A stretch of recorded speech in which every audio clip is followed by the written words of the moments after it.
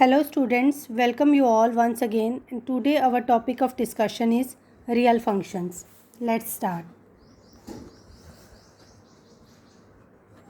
Real functions. A function which has either or one of its subsets as its domain and range is called a real function. क्या मतलब हुआ? ऐसा function जिसकी domain और range दोनों real numbers हों या उसका कोई सबसेट हो तो वो हमारा रियल फंक्शन होगा. Some real functions to be discussed in class 11th are: Number 1, identity function. Students, मैं आपको बहुत इजी वे से इन फंक्शंस को अंडरस्टैंड करने में हेल्प करूँगी.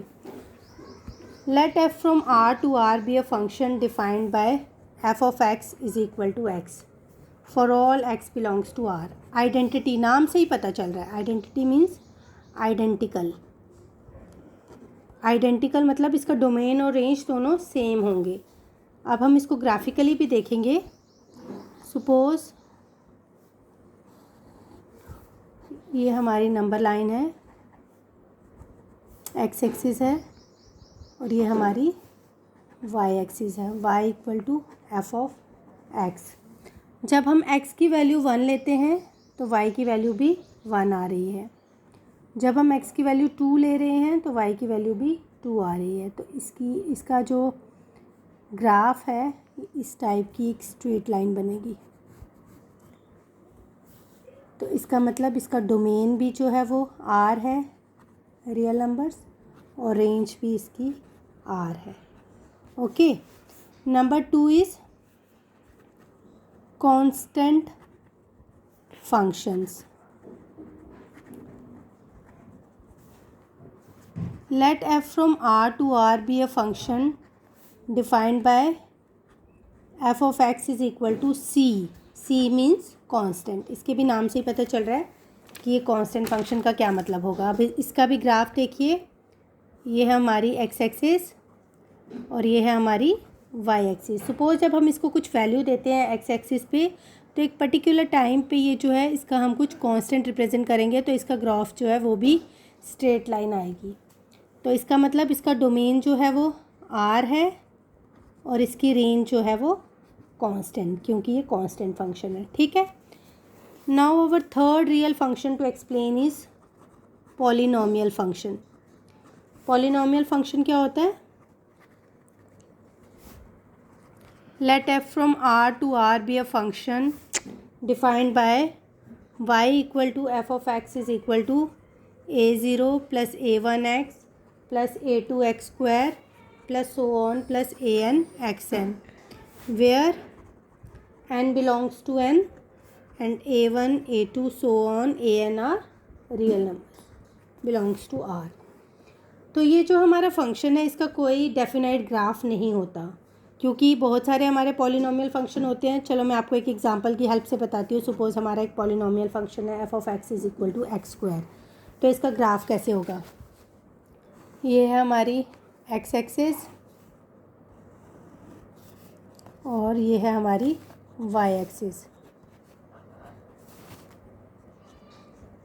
जब हम यहाँ पे x की वैल्यू, सपोज़ हम x की वैल्यू 1 ले रहे हैं तो y की वैल्यू भी 1 है, और जब हम x की वैल्यू 2 ले रहे हैं तो 2 का स्क्वायर वो 4 बन जाती है. तो यहाँ पे 2 के टाइम इसकी वैल्यू ये है. अगर वैसे ही अगर हम x की वैल्यू -1 ले रहे हैं तो वो 1 ही है, और जब हम x की वैल्यू -2 ले रहे हैं तो वो 4 आ रही है. तो इसका मतलब इसका ग्राफ जो है इस टाइप का ग्राफ बनेगा इस पॉलिनोमियल फंक्शन का. ये एक पैराबोला की शेप में बनेगा. पैराबोला जो है आप अपनी 11th क्लास में लेटर ऑन डिस्कस करोगे. वेल स्टूडेंट्स, इससे पता चलता है कि इस फंक्शन का डोमेन जो है वो भी r है और इसकी रेंज जो है वो आर पॉजिटिव है। मैंने पॉजिटिव क्यों लिखा? क्योंकि square can never be negative, और रियल नंबर्स जो हैं वो तो नेगेटिव नंबर्स को भी इंक्लूड कर लेते हैं। तो हमारा फोर्थ फंक्शन है अब fourth real function, rational function. Suppose हम फंक्शन डिफाइन करते हैं f from r to r by f of x is equal to g of x upon h of x where h of x is not equal to 0। Polynomial functions की तरह rational functions का भी कोई definite graph नहीं होता, तो इसको भी हम विथ हेल्प ऑफ एग्जांपल लेंगे। स्टूडेंट्स, मैंने बहुत कोशिश की है कि इन रियल फंक्शंस को आपको बहुत इजी वे से एक्सप्लेन करने के लिए। तो अब इसका ग्राफ क्या बनेगा? ये जो आपका रैशनल फंक्शन है इसका कुछ इस टाइप से ग्राफ बनेगा।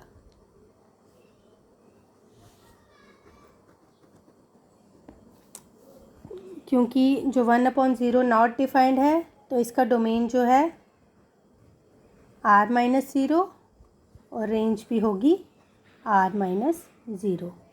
Okay, now our next important real function to discuss is it's the function number 5, that is your modulus function.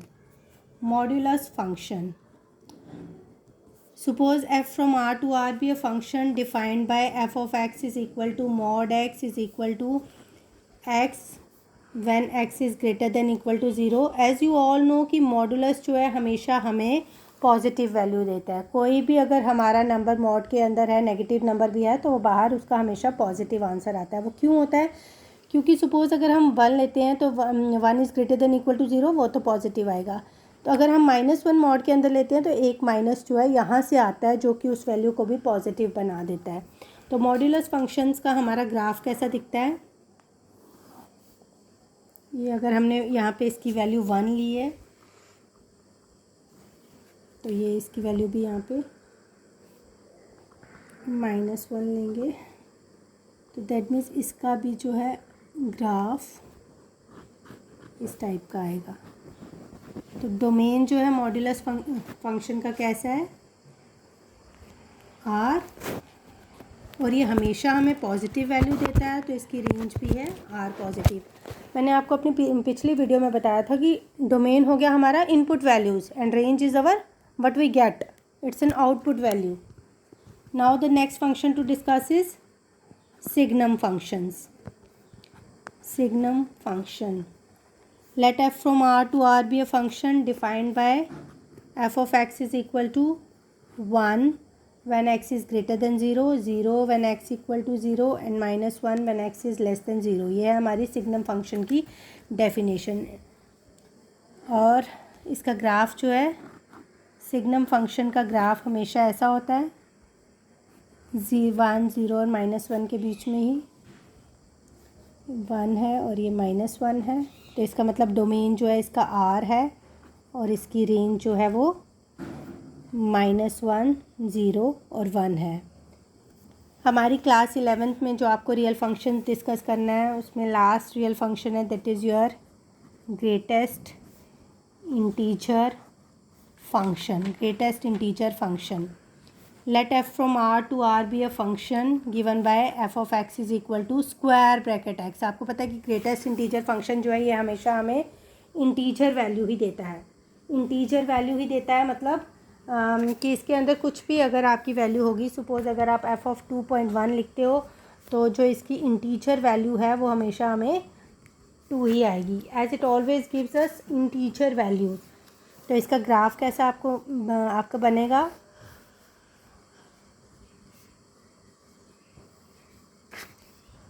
One, 2, ये हमारी x एक्सिस है और ये हमारी y एक्सिस है।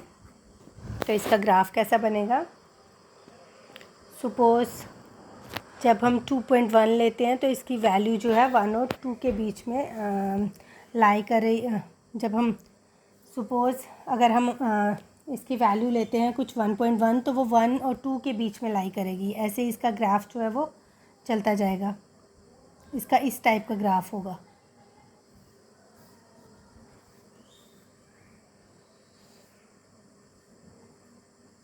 ग्राफ देखिए आप लोग सिग्नम ग्रेटेस्ट इंटीजर फंक्शन का।